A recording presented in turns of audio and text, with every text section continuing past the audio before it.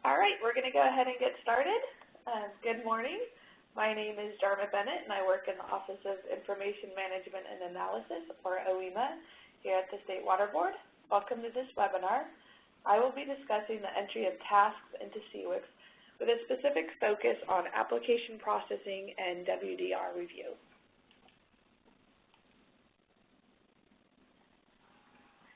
Please be considerate of others on the phone and use mute, either on your phone or through WebEx.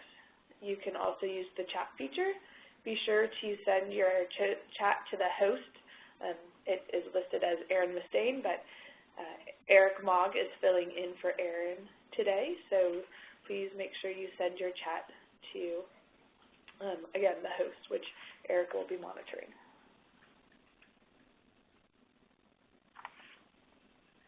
In this webinar, I'm going to review what tasks are in SWRCB, discuss application processing, and demonstrate some new functionality that got incorporated into SWRCB yesterday, discuss WDR review tasks, go over other notes, and review available reports. Then we'll wrap up.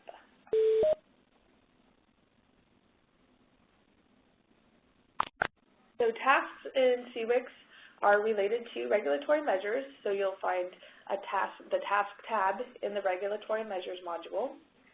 These are activities completed by water board staff or on behalf of staff in the case that tasks are completed by contractors.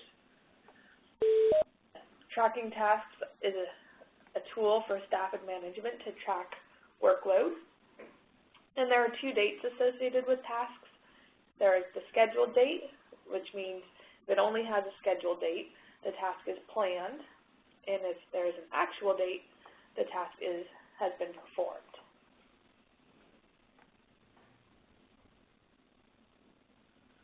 So now we're going to move on to application processing. And many of the tasks available to complete in the task tab have to do with application processing. In the task tab, as we'll see when we go in there, we name it ROWD/NOI, so that's reported waste discharge / notice of intent if for enrollees. We name it that in the screens to be more correct about what is being received. In this presentation, I'm just calling them applications because they're applications to be regulated. So what happens is an application is received by the water board, and then based on that application, staff create a new draft regulatory measure using the regulatory measure wizard. If that discharge is already regulated, you'll then have two records. You'll have the draft regulatory measure, that is the regulatory measure with the status of draft that contains the application received task. You'll have the active regulatory measure containing the current effective regulatory measure information. And then those two regulatory measures will be related with the relationship of revises/renews. If it's not already regulated, you'll just have one draft record in the system. So I wanted to kind of show you what that looks like in SWRCB with some screenshots. Here we have our active regulatory measure at the top of the screen, where you see the status is active. And then I cut out the middle so you could see the important parts. Then we have the bottom of the screen, related regulatory measures, and we see that we have the draft NPDES permit for Knott's Berry Farm. So the same facility, it's just a draft permit, and it's related with that relationship revises/renews. Then if we take a look at the draft regulatory measure, like by clicking on that hyperlink that said draft NPDES permit, we open up that record, and again, it has the status of draft. Then I've highlighted, kind of blown up the task tab here, and that's what the yellow triangle kind of shape is supposed to be indicating, that we're looking at the task tab of that draft regulatory measure, and you see we have some of the tasks that have actual dates, meaning that they've been performed, and you can see the status there as performed. And then we have several other tasks that are scheduled, and they have the status of planned. And the ones that are filled out after the initial ROWD/NOI receive tasks, these other ones get filled in automatically if it's not already filled in, and that's the new pre-populating functionality that I'll be going into a little more. But we've chosen these tasks as kind of the highlights of getting an order adopted or issued. As I mentioned, we have this new scheduling functionality that pre-populates scheduled dates for WDRs and NPDES permits. And these specific tasks are assigned to staff, initial deficiency notification, application complete, draft order, board meeting, and application processing outcome.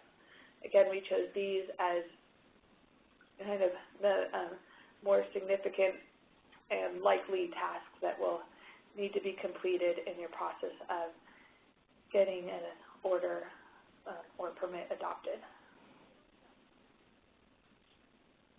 So this new scheduling functionality pre-populates the scheduled dates when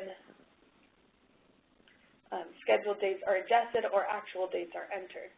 But you have a way to overwrite that with the custom task schedule checkbox. If you check that, you're saying to the system, don't override these because I have, special knowledge that, I know that I have some other things going on, so this may take a little longer, so I've already scheduled that myself. I don't need the computer to do it for me. So you use that checkbox to say, don't overwrite anything that I've added. I did want to briefly go over the schedule that it uses, that the system pre-populates with. For WDRs, once you enter the actual receive date for the application, then the ROWD/NOI assigned to staff task is scheduled for 7 days after that application receive date. Then we have the initial deficiency notification is scheduled for 30 days after the initial ROWD/NOI is received. We also have the ROWD/NOI complete task gets scheduled for 30 days after the latest actual date for after the latest actual date for supplemental ROWD/NOI information received. This task isn't pre-populated because we don't always assume that we'll get supplemental ROWD/NOI information received. So often that's not there, and there's actually another 6 steps in figuring out this ROWD/NOI complete date because it's so variable if there will be additional information requested. So this is just the first algorithm used. If, again, that's not populated, there are some other things that it looks at. I didn't put them all here, but if you're interested, I can definitely get you that information, and it'll be posted. So then moving on, the draft order is scheduled 90 days after the NOI ROWD is complete, and then the processing outcome is 140 days after the application is complete, and same thing with the board meeting. So it uses these dates to pre-populate the tasks that are specified here. Similarly, for the NPDES schedule, a lot of it's the same, except that to draft the order, you have 120 days, and that the final processing outcome is 180 days after the application is deemed complete, and same thing with the board meeting. And those are different just because of the regulations